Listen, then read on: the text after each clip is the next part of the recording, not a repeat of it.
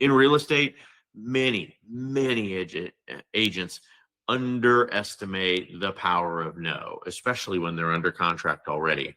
I see this a lot, again, with brand new agents. Their first few deals, it is so natural to worry about pushing back on the client, but they need to realize that they already trust you.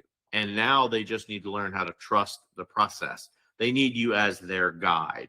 And if you remember what we talked about earlier, if you set yourself up well as their Sherpa, as their guide, as their transaction partner, it's going to make it a whole lot simpler for you to walk them through what can be some very difficult wickets to manage on their own. I mean, let's say you've got a buyer under contract already. Buyer wants to request a new roof. Inspection report says the roof is probably all right for another 5 to 10 years even. Instead of automatically saying yes to your client and potentially blowing the deal, consider a strategic no once in a while. You can counter by saying, what I prefer to do is a concession maybe towards your closing costs that you can later use towards purchasing a new roof or whatever when the timing is more right, which of course uncovers the wants and the needs. You need to know what does the other side of the table really want. By being able to negotiate towards that expectation so that all things are negotiating equally, so that the fairness of the conversation is coming out, you want to learn not why they're selling or buying a house, but what will satisfy them as a win in this sale and negotiation. Ask the other agent questions. Praise the good points of the property, the nice character of the buyers, especially if you've met them, right? Put together the best deal so that the closing is not only smooth and successful, but the mindset is right. Both sides are happy with how the purchase and the sale is going. Example, if you call the listing agent to say, hey, we're writing an offer today, are there any terms that the seller absolutely must have? Fast close, contingency to find a home.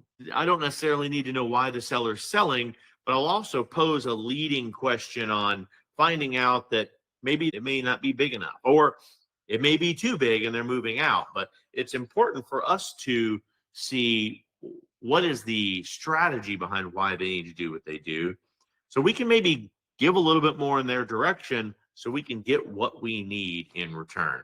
You should take this opportunity as often as possible. And agents, if you're being cooperative, especially in a transactional state like Florida, it is okay for you to expose a few things that are going to make negotiating go well, to make sure things go appropriately for your client, as long as it meets the needs and the fulfillment that the buyer can actually approve of. And then finally, focus on the timing. When you got into real estate, it was explained that one of the most important factors of negotiating with buyers or sellers is the timing. Too fast, and everybody felt like it was too easy. You're hearing this in commission conversations all the time now. But my agent hardly had to do anything. You have no idea what your agent did in the background. You have no idea about the conversations that happened like this that we're talking about in class today to make that transaction go smooth. Feel free to ask them.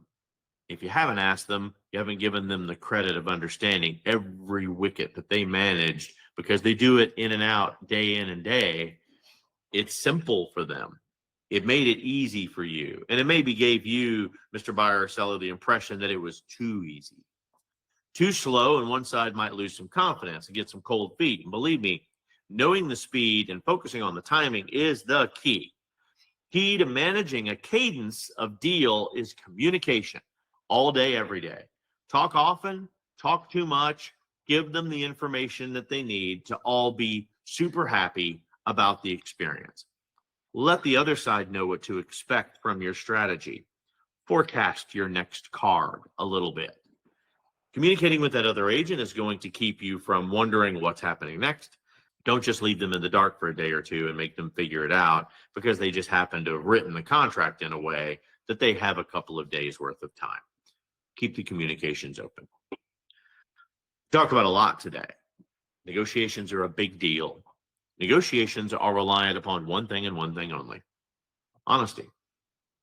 If you put yourself in a position to where you are misleading or misrepresenting any piece of the transaction or the home or the buyer or the seller, you are putting yourself, your license, and your ability to stay in real estate in a very difficult position.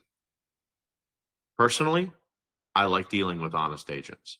I like dealing with agents that aren't afraid of the art of negotiating. This is a part of your craft. If you feel like you're not good enough at it, you feel like you need more practice with it, you need to be working with a brokerage that can fully support that practice and that skill building. It's important for you to be able to step it up whenever it's time for you to meet your buyers and your sellers, and most importantly, how you negotiate the other side of the table with another agent.